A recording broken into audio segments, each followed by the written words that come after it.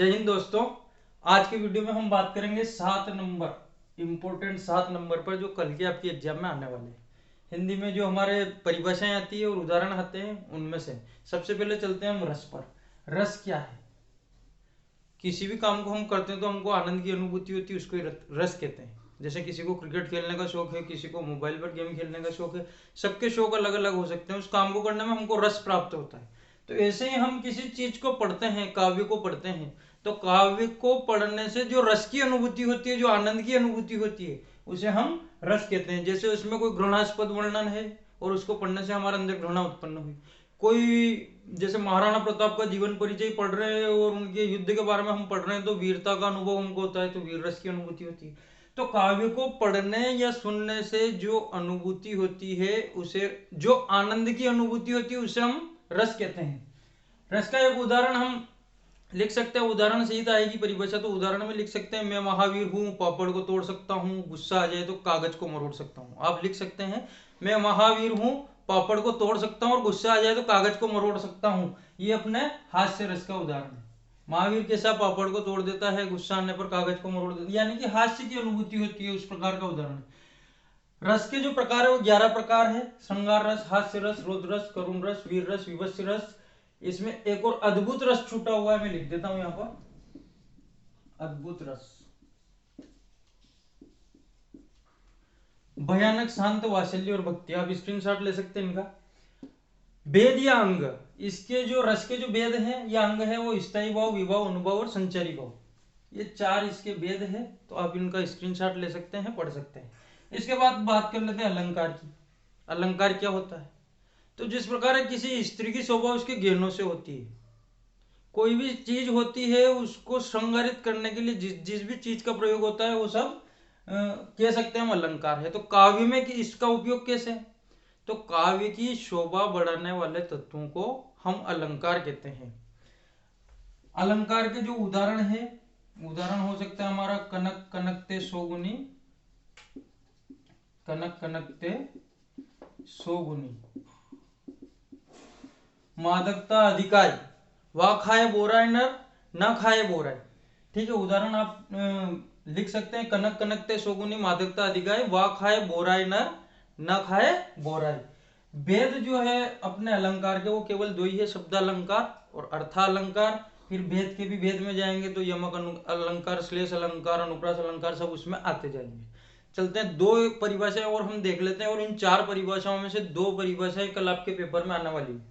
अब हम देख लेते हैं छंद को। छंद जो है अक्षर, अक्षरों की संख्या, मात्रा, गणना, यति, गति को क्रमबद्ध तरीके से लिखने का जो तरीका होता है उसको ही हम छंद कहते हैं। जैसे चौपाई, दोहा आदि। हम देखते हैं सबका सिस्टम अलग अलग होता है, बोलने का, गाने का। और इसमें फिर गति, यति, यति गति भी हम बढ़ा सकते हैं। उदाहरण जैसे जय हनुमान ज्ञान गुण सागर, देखोगे आप हनुमान चालीसा कोई 3 मिनट में, 4 मिनट में पूरा हो जाता है, किसी को बोलने में 9 मिनट लगते हैं। तो इसको गति, यति सब आधार पर, और सबकी लय अपनी अलग अलग होती है। तो किसके आधार पर होता है सारा काम? मात्रा के आधार पर होता है, अक्षरों की संख्या के आधार पर होता है, अक्षरों के आधार पर होता है। उन्हीं के कारण उनमें यति गति पैदा होती है। उनको क्रमबद्ध तरीके से लिखने का जो तरीका है वही छंद है। उदाहरण हो गया इसमें चौपाई, दोहा, रोला, सोरठा, और भी जो भी आपको लिखना हो, इसका उदाहरण हो जाएगा जय हनुमान ज्ञान गुण सागर, जय कपीस तिंह लोक उजागर, रामदूत अतुलित बल धामा, अंजनी पुत्र पवन सुत नाम। काव्य, काव्य की परिभाषा देख लेते हैं हम आचार्य विश्वनाथ के अनुसार। सबके अनुसार अलग अलग है, बिल्कुल शॉर्ट परिभाषा लेकर के हमें, रसात्मक वाक्यम काव्य। जो रस युक्त वाक्य है वही काव्य है। जिस वाक्य में रस है उसको ही काव्य कहते हैं, रसयुक्त वाक्य को ही काव्य कहते हैं। उदाहरण हो गया इसका नाटक, एकाकी, गीत सब हो जाते हैं इसमें। फिर इनको भी 2 वेदों में बांटते हैं हम, दृश्य काव्य, श्रव्य काव्य। जिसको सुना जाए वो श्रव्य, जिसको मंचन, जिसका मंचन होता है, जिसको देखा जाता है, नाटक का मंचन होता है, हम देखते हैं, वो हो जाएगा हमारा दृश्य काव्य। इस प्रकार से 4 परिभाषाएं आपको करनी है, कोई भी 2 इनमें से आएंगी और आपके 4 नंबर पक्के हैं। 3 नंबर का एक और कंटेंट हम देख लेते हैं जल्दी से। काव्य बोध के बाद है अब हमारा भाषा बोध। भाषा बोध में 5 चीजें हैं, 4 आपको पक्की करनी है।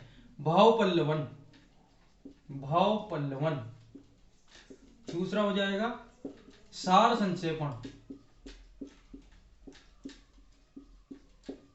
नंबर 3 विज्ञापन। और नंबर 4 हो जाएगा इसमें संवाद। हाँ, ये तो आप इंग्लिश में पढ़ते हैं समरी, ये विज्ञापन हो गया, एडवर्टाइजमेंट। संवाद हो गया डायलॉग। और भाव पल्लवन मतलब कोई वाक्य आपको दिया है उसका विस्तार करना है। 3 मार्क्स में ही आएगा। 4 नंबर का उधर देख चुके हम, 3 नंबर का ये है। भाव पल्लवन बहुत आसान काम है, जैसे राम और श्याम, मैं उदाहरण के तौर पे बता रहा हूं आपको, और ज्यादा मिलेगा इससे। राम और श्याम मित्र है। हम समरी जितनी लिखते हैं, सार संक्षेपण जितना लिखते हैं, 3 लाइन 4 लाइन 5 लाइन, वो मिलेगा, उसको और बढ़ाना अपने को। राम और श्याम मित्र है, अब कह दिया कि इसका भाव पल्लवन करो, तो राम श्याम मित्र है तो उसका भाव पल्लवन हम कर सकते हैं। राम और श्याम बहुत अच्छे मित्र है, वो एक ही गांव में रहते हैं, वो एक ही विद्यालय में पढ़ने जाते हैं, वो एक ही कक्षा में पढ़ते हैं, वो साथ साथ क्रिकेट खेलने जाते हैं, वो नदी किनारे घूमते हैं। इस प्रकार का इनसे रिलेटिव इमेजिन करके अपने को भाव पल्लवन करना है। अब मान लो इसका हमने भाव पल्लवन कर दिया बहुत लंबा चौड़ा, कि साथ साथ रहते हैं, साथ साथ खेलते हैं, एक ही विद्यालय में जाते हैं, नदी किनारे घूमने जाते हैं, कहीं तैरने जाते हैं, सारा काम हमने लिखा। अब उस बड़े पैसेज को हमको कह दिया कि उसका सार संक्षेपण करो, तो राम और श्याम मित्र है, और राम और श्याम खेलना लिखना पढ़ना सारा काम एक साथ करते हैं, ये हो गया सार संक्षेपण। ये इतना सा काम है दोनों में। विज्ञापन, विज्ञापन इंग्लिश में भी आपने पढ़े होंगे, हिंदी में भी आपने पढ़े होंगे। विज्ञापन बहुत आसान काम है, जैसा वो कहे वैसा कर दो आप। जैसे किसी ने कहा आपको प्रश्न कि लड़के लड़कियों की आवश्यकता है कुछ चीजों की मार्केटिंग करने के लिए, और योग्यता चाहिए हमको 10वीं 12वीं पास। विज्ञापन लिखेंगे हम, आवश्यकता है, हेडिंग बना दी। लड़के और लड़कियों की मार्केटिंग करने के लिए आवश्यकता है, उनकी योग्यता लिखेंगे हम, योग्यता 10वीं या 12वीं, सैलरी 5 अंकों में, फिर उसको सुविधाएं क्या क्या मिलेगी, रहना खाना फ्री, संपर्क किससे संपर्क करना है, और क्लोज कर देना अपने को ब्रैकेट में। इसी प्रकार से हम मैट्रिमोनियल का दे सकते हैं, वर चाहिए वधु चाहिए उसके लिए एडवर्टाइजमेंट, कोई चीज किराए से देना उसके लिए एडवर्टाइजमेंट है, अपने को कोई चीज गुम गई है अपनी और उसके लिए एडवर्टाइजमेंट देना है तो उसके लिए एडवर्टाइजमेंट है, कोई चीज बेचना हो तो उसके लिए एडवर्टाइजमेंट। जो वो कहे वो डिस्क्रिप्शन में अपने को दे देना है, न्यूनतम शब्दों में आप इसको करोगे कोई दिक्कत नहीं है। संवाद, संवाद जो है इसमें कोई भी कंडीशन आपको दी जाएगी, जैसे राम और श्याम एयरपोर्ट पर मिलते हैं, उन दोनों के बीच में बातचीत होती है, क्या बात होती है, वो डायलॉग अपने को लिखना है, राम क्या कह रहा है, श्याम उसका क्या उत्तर दे रहा है, श्याम क्या पूछ रहा है, राम उसका क्या उत्तर दे रहा है, ये इतना सा काम है। चारों काम ऐसे हैं आप कर सकते हैं, दैनिक जीवन में करते हैं, थोड़ा सा इमेजिन करना है अपने को और उसके बाद लिख देना है, 3 नंबर आपके पक्के हैं, कोई दिक्कत नहीं है। तो बहुत अच्छे से मेहनत कीजिए, मेरी तरफ से आप सभी को बेस्ट ऑफ लक। आशा करता हूँ आज के वीडियो सभी को पसंद आएगा। जय हिंद, धन्यवाद।